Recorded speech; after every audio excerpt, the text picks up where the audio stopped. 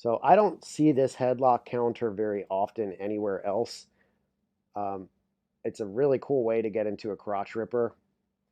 And actually, let me take that back. The only other context I've seen this kind of counter play out is in like high school or college wrestling. Um, so there's a headlock attempt, and rather than succumbing to a big headlock throw, since Lou Thesz is already behind and he's already kind of working for like a rear hip lock, um, he chooses to do a draped over leg entanglement from behind and then uses arms over the tailbone to grab the other leg of his opponent, thus turning it into kind of like a crotch ripper, but as a throw, right? So that by the time he lands, he can actually turn this into a crotch ripper punishment hold.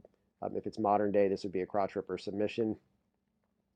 And in this professional wrestling context, that's a punishment hold that leads directly to a pin with both guys' shoulders on the mat.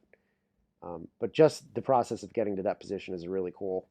And this crotch ripper submission is still a valid one. It's what we would call a quote unquote test their flexibility submission. If you're trying to do this to someone who's like a taekwondo guy or someone who does yoga all the time, maybe they're not going to tap to that. But it's such a brutal control position that it also very easily lends itself to transitions into calf slicers or to the twister submission or even just a back takes. So I think this would still work in modern context to someone who drilled it enough.